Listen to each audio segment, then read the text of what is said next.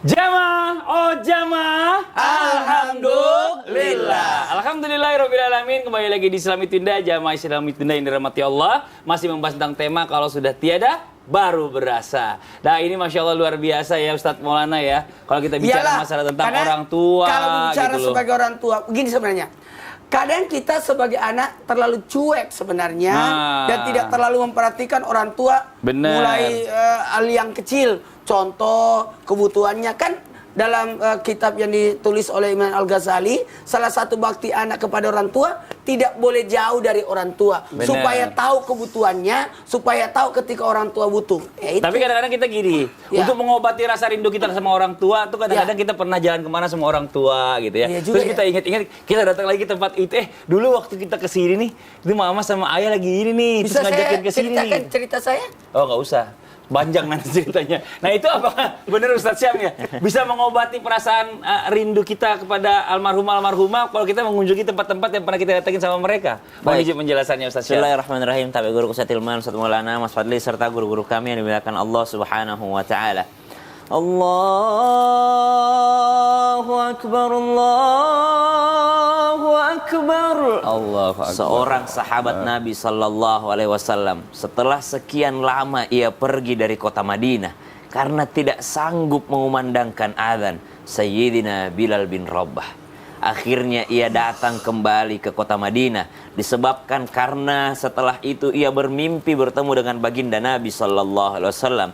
Ya Bilal, segitu keraskah hatimu tidak mau mengunjungiku? Sebegitu keraskah rindumu engkau tidak mau menziarahiku wahai Bilal? Datanglah engkau menziarahi kuburku wahai Bilal. Kata baginda Nabi SAW dalam mimpi Sayyidina Bilal bin Rabah.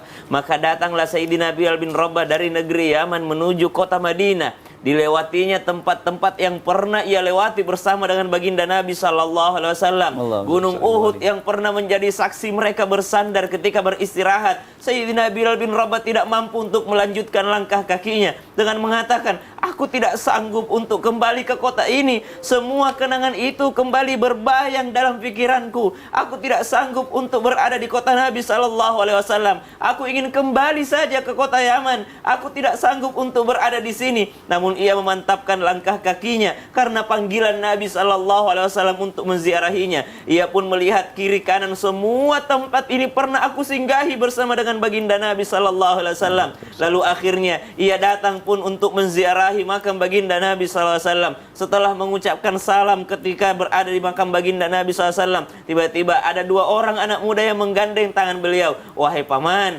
penduduk Madinah rindu dengan azanmu. Tidak, kata Sayyidina Bilal, aku tidak akan pernah mengumandangkan azan ini. Azan ini hanya milik baginda Nabi SAW.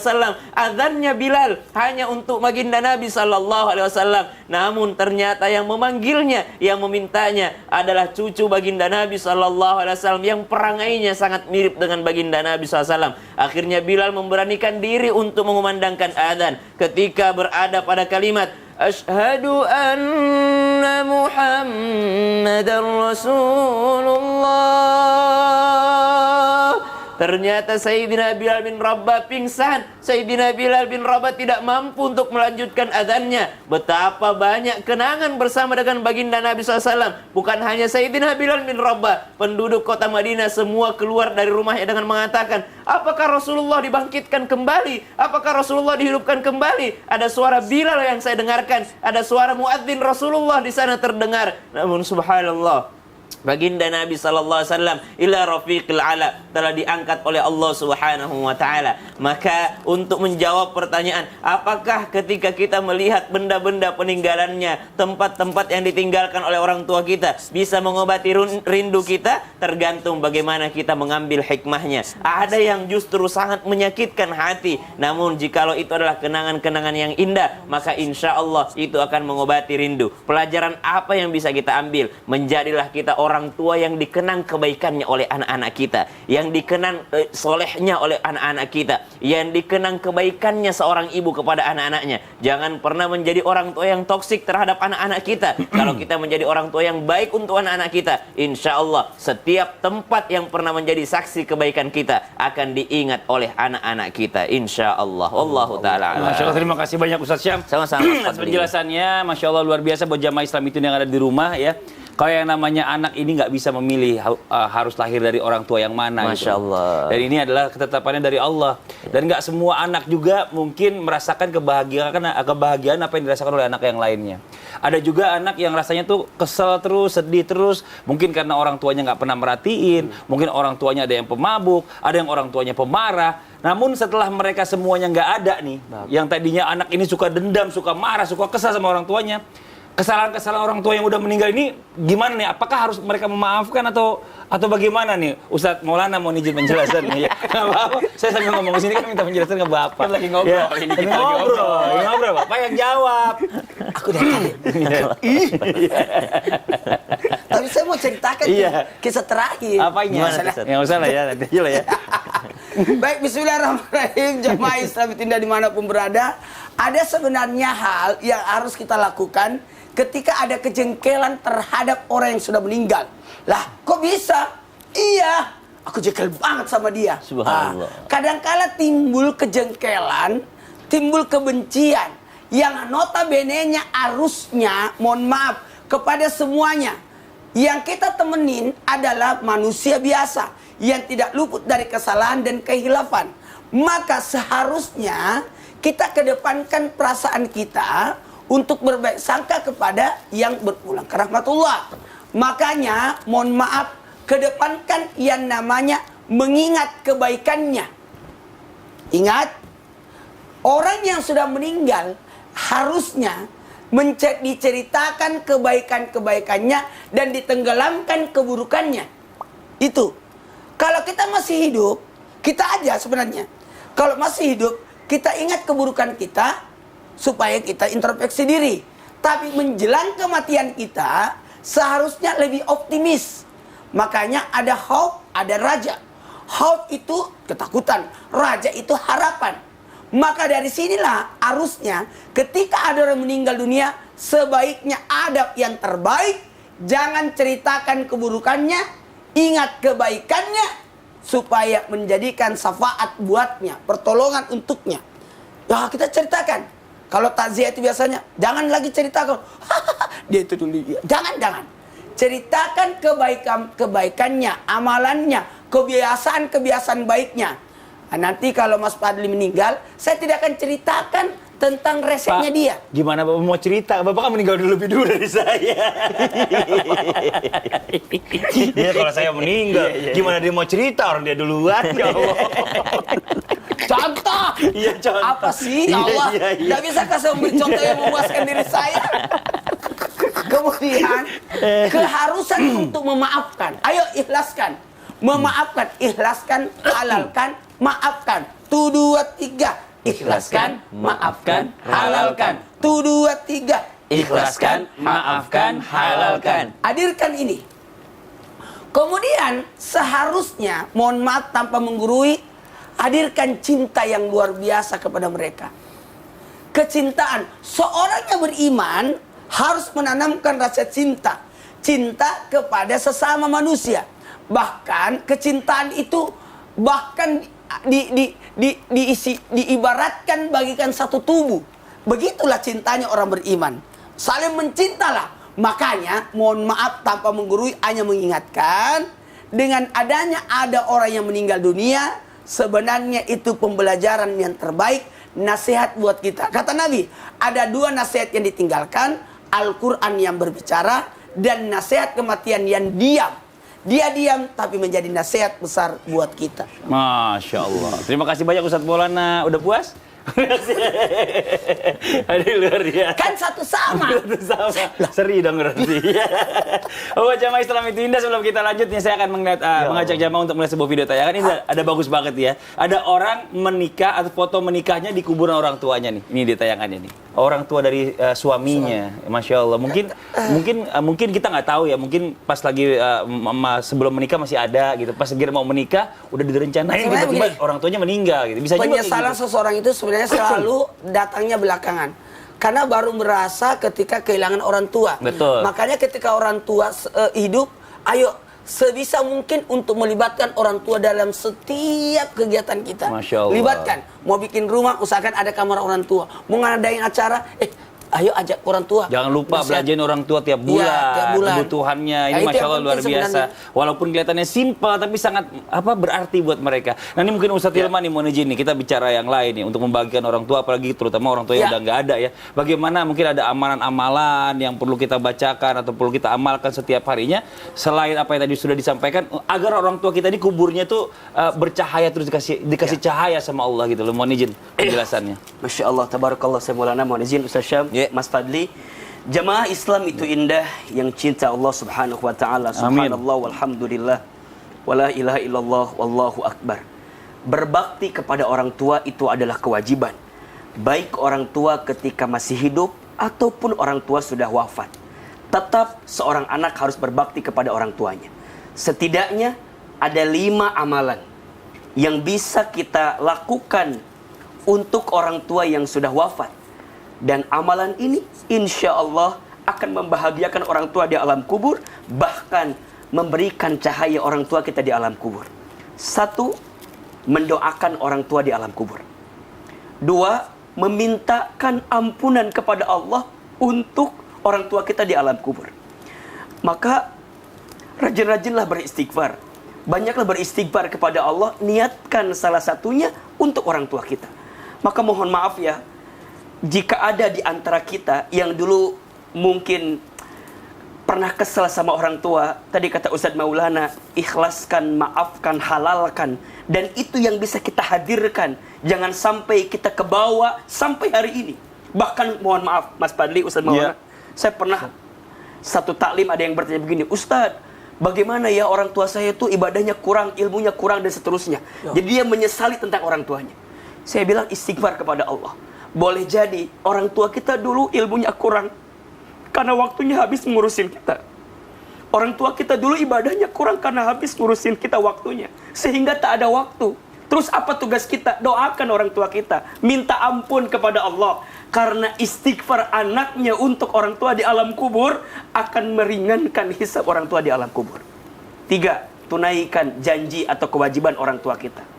Maka kalau orang tua kita pernah memberikan wasiat, pernah memberikan amanah sama kita, lanjutkan. Maka termasuk lanjutkan kebiasaan baiknya.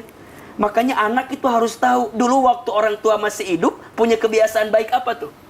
Misalnya, ada orang tua yang setiap hari Jumat itu suka bagi-bagi sama orang. Nah, ketika orang tuanya wafat, lanjutkan sama anaknya. Jangan sampai ketika orang tuanya wafat, anaknya tidak ada lagi yang melanjutkan. Misal, dulu orang tua kita sering ngasih keponakannya, bibinya, pamannya. Nah, ketika orang tua sudah tidak ada, maka anaknya hadirkan amalan terbaik dengan apa? Melanjutkan kebiasaan baik itu.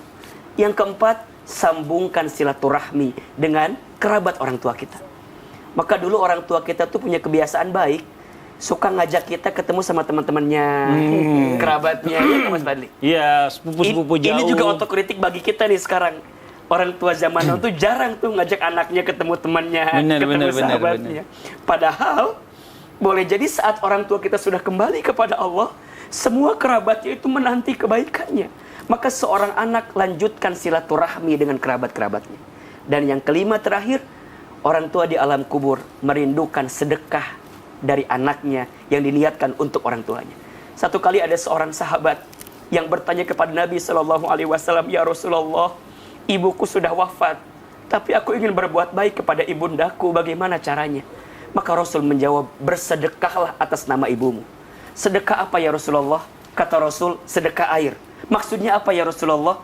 Bangunkan sumur atas nama ibumu. Niscaya setiap sumur itu mengeluarkan air, maka pahalanya mengalir untuk orang tuamu di alam kubur. 5 hal yang bisa kita hadirkan untuk orang tua di alam kubur. 1, doakan orang tua kita. 2, minta ampunan kepada Allah untuk orang tua kita. 3, tunaikan kewajiban, lanjutkan kebiasaan baik.